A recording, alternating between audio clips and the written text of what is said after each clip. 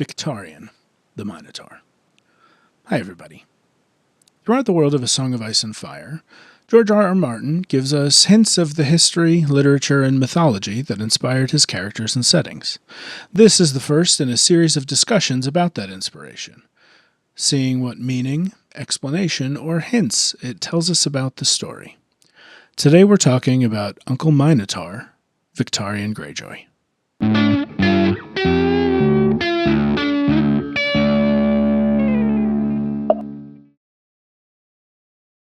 Loyal to a fault, Victarion is the bull-headed, violent Greyjoy uncle that everyone seems to like, as opposed to the hyper-religious and hyper-terrifying uncles everyone dreads.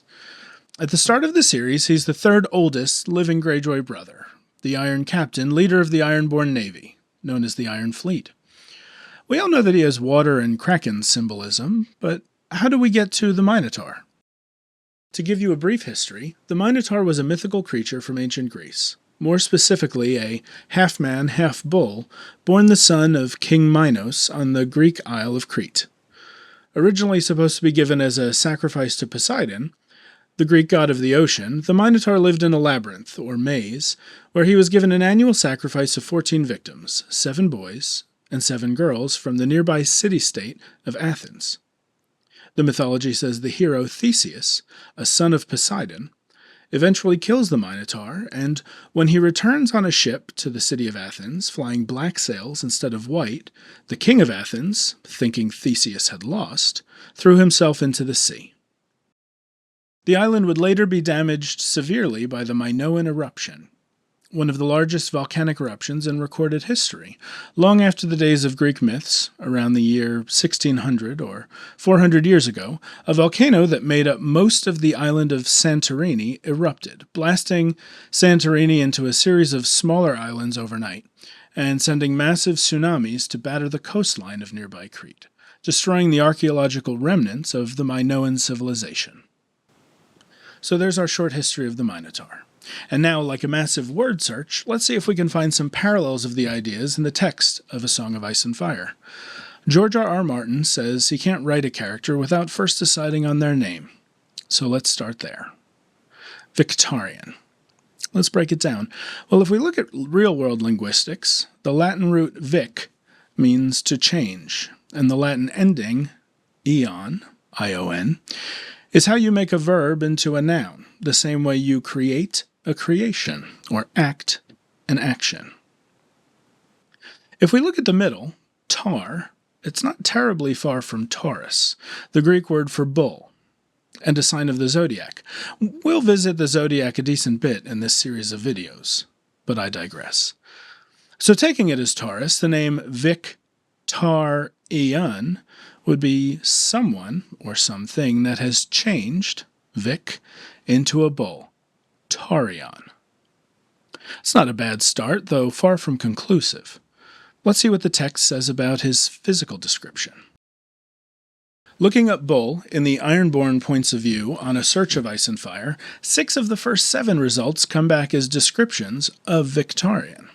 In Theon's second chapter, in A Clash of Kings, the one where Theon re-meets Asha and they're told of Balon's plans for conquest in the north, Theon and Asha both describe Victarion. Theon says, quote, "Victarion is like some great grey bullock." Later, in answer to that sentiment, Asha says, quote, "And the other, uncle, is a great grey bullock, so dim he'll probably get lost." A bull who'll get lost. A bull who will get lost, maybe like in a maze. In the Prophet chapter of A Feast for Crows, Aaron notes Victarion was the strongest of them, a bull of a man. Later in Feast, Victarion thinks of himself as part bull, part person. Quote, "Though his hair was flecked with hoarfrost, he was as strong as he had ever been, with a bull's broad chest and a boy's flat belly." Finally, in the Reaver chapter, before their fight, Talbot Seri asks him, "And who are you, Kraken?" The answer, quote, "Your death," Victarion bulled toward him. So Victarion is described as a bull fairly often. Next, let's look at the Minotaur as a sacrifice. The Iron Islands have a tradition of being drowned as a ritual, symbolic sacrifice to their god. Throughout the series, the drowned god serves as a symbolic god of the oceans, arguably Westeros' take on Poseidon. Asha calls him he who dwells beneath the waves.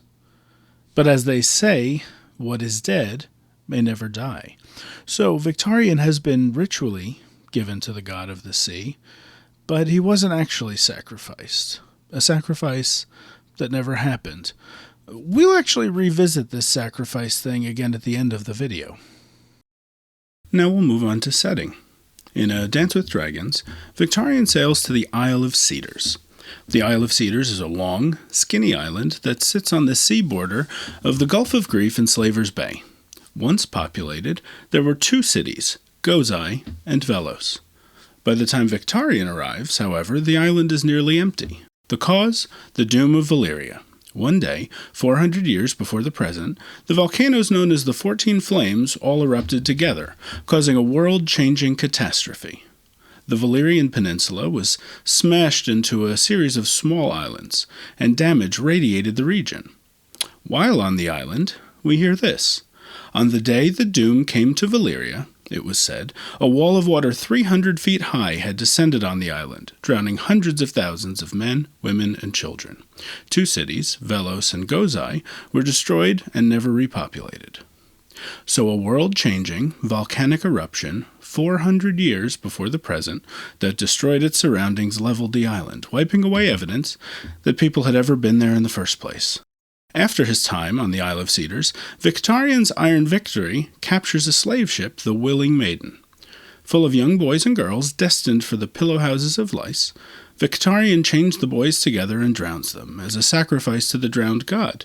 He gives some of the girls to his captains, and in case sacrificing boys wasn't symbolic enough, he saves the 7 prettiest girls to be sacrificed. These symbols seem to be stacking up, so let's recap our parallels so far. We see bull symbolism in Victarion's name and physical descriptions. He's a symbolic sacrifice to the god of the sea, who travels to a long, skinny island on a sea border where a former civilization was destroyed in a world-changing volcanic cataclysm. After leaving, he sacrifices young boys and a symbolic group of 7 young girls. The only things left surround his death. But at the time I'm recording this, at the end of A Dance with Dragons, and including the pre-release chapters from The Winds of Winter, Victarion is still alive. So let's see if we can make some prophecy of our own. Maybe even prophecy of things that didn't happen. Let's see if we can see any parallels to the Minotaur's death and predict the future, or at least find a hint in a future that never came to pass. First, we'll revisit that 7th Search of Ice and Fire result for Bull. It comes from Euron's famous, "When men see my sails, they pray," speech at the King's Moot. He's talking about how he has seen people all over the known world make sacrifices to their gods. He specifically mentions sacrificing goats, like in the free city of Qohor, and bulls. Like we said earlier, Theseus, a son of Poseidon, killed the Minotaur, then sailed with black sails, and the king threw himself in the sea. Like all Iron Men, Euron is every bit a son of the drowned god, and his ship the Silence famously flies black sails. When he returns to Pike, he causes the king of the Iron Island, his brother Balon, to die from a fall into the sea. Many believe that Euron will kill Victarion, but George may have already meant for this to happen. When asked about Victarion, he said he tried to kill him twice before.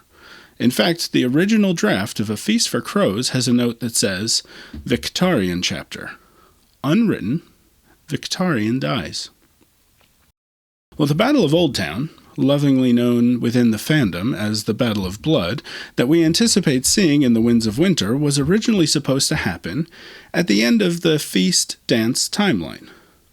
It looks as if Euron is planning a massive blood sacrifice to the drowned god, involving hundreds, if not thousands, of sailors, warriors, and civilians, the holy and unholy alike, including his brother Aeron. If this happened at the end of Feast, Instead of Victarion going to Slaver's Bay, Victarion may have been part of this sacrifice to the drowned god. But as we've heard many times, the story has expanded, and the tale grew in the telling. The plan changed. But there may have been a small meta-joke from George himself, albeit a long shot. George said he tried to kill Victarion. Is this George joking that the Minotaur was supposed to be sacrificed to the god of the sea? Could he have even said he planned to sacrifice him, just as an inside joke to himself? It's a long shot, but it certainly seems like something George R.R. Martin might do. I'd like to know if you think it's possible in the comments. So only time will tell if Euron will play this Theseus role and kill Victarion, or if he'll die another way. Or maybe he'll live to the end and Bran will warg his body and be King Bran the Bull. That seems less likely. Whatever happens, hopefully I've given you enough evidence that you can read it, reread it, with the knowledge of what George had in mind when he was writing it. Or at least what a random, obsessive, technically middle-aged man on the internet thought he had in mind. I'd like to thank you if you stayed to the end. This is my first ever video, and it has been an interesting learning experience. I'm going to be making more of these A Song of Ice and Fire inspiration videos, along with some videos about my own new theories and about my take on some existing theories within the fandom. I would appreciate a like, and maybe a comment or two. If you're so moved, maybe even subscribe. I'll ask Victarion to make a captain of anyone who shares this video somewhere else. Thanks, and I hope to see you next time.